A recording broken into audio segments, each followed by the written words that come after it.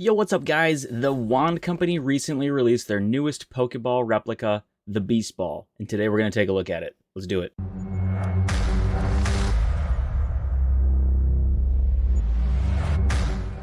Alright folks, here we have it, the Beast Ball. Now this is a long-awaited Pokeball replica from the Wand Company. I've been very excited for this one. They teased the release of it a while ago, and it finally dropped. One thing I do like to point out with every one of these is do not throw it. It does not catch anything. A lot of people... So, to get ahead of things, I have already opened this. I'm sorry, this isn't a fresh unboxing, but a lot of people on Instagram and stuff are very surprised that this doesn't catch things. So, anyway, hopping into this paperwork, this ball is a little different than a lot of the other ones that we've seen, and we will see that right here, right now. Per usual, the base does change colors of like the spinning illumination that happens there. We can take the bottom off and we can pull the ring out, which I have already gone ahead and done for us, so we'll take a look at that in a second. And this just shows that the ball can be placed on the base, etc. The new thing with this one is that, you will see here in just a second, this ball is actually rechargeable. So that's very cool. This also shows the action of pressing the button and it kind of mimicking that it would catch or not catch a Pokemon. So we will show that as well. But jumping into the unboxing part, again, reminder for everybody, this is literally a collector's piece. It doesn't do anything. It doesn't open up. It certainly doesn't catch anything. As a lot of people are surprised by that every time I open one of these. But yeah, it's just a collector's piece, just like, you know, like a Darth Vader mask or something like that. It doesn't have any functional value other than to look really, really cool. So this one you'll see right off the bat. We've got our USB-C cable, USB-A to USB-C, which we will be charging the ball with. And this is a slightly different packaging. Normally it comes in a big block of styrofoam, and this is all recyclable material. So we love to see that. And getting into our base, box, and the ball itself. We'll go ahead and unbag this. All right, here we go, taking a look at the base. Of course, we have the nameplate right on the front. It's a kind of an aluminum metal finish. Which is very cool. This is also a touch sensor, which will change the color of the lights inside of the base. We can cover that more in a second. We've got the nice Pokeball up on the top. This is all a plastic material. On the bottom, we're going to have the plate where you can change the batteries for the base on the inside, as well as our little serial number we have there.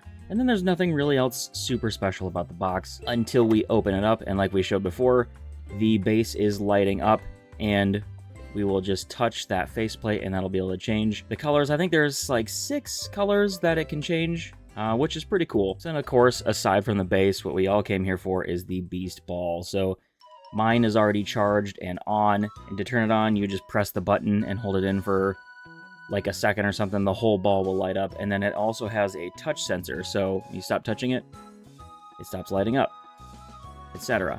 So mine acted a little goofy right out of the box. I did have to charge it right away, which is, you know, to be expected with most electronic devices. But then my sensor seems to be a little bit not quite as good as some of the metal balls.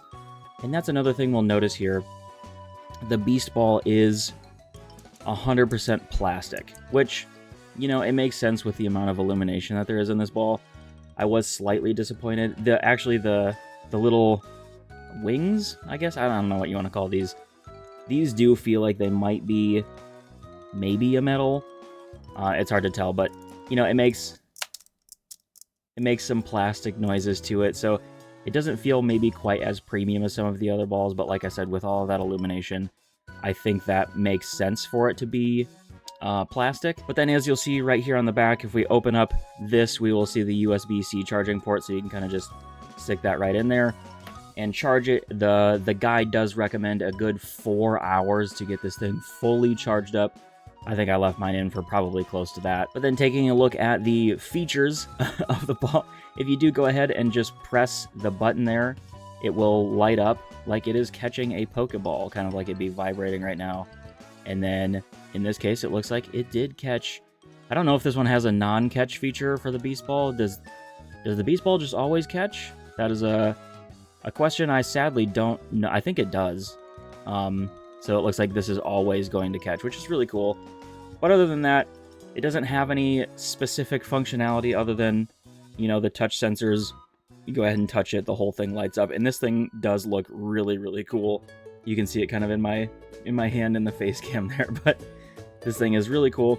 And then we'll notice in the box we do have some kind of dig outs there for us to be able to set the beast ball in and display it as such. Or if you pop out that ring, like I talked about earlier, that kind of sits right up in there and will just sit up on top of the box like so. This is how I have all of mine displayed. As you can see right here, I do have a somewhat extensive collection of these Wand Company Pokeballs, and this is how I prefer to display mine. So one other thing to show here is that the box does have like a raise to display kind of functionality, I guess. So you can shut the box with the ball in it, and it'll sort of, I guess, submerge the ball into the box, for lack of better terms.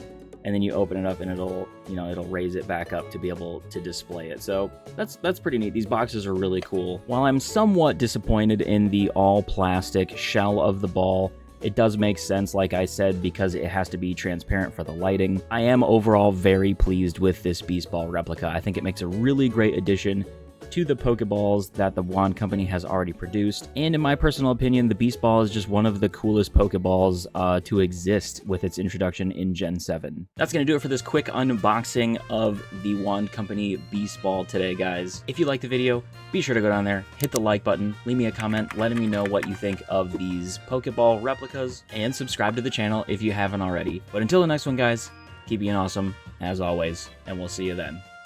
Peace.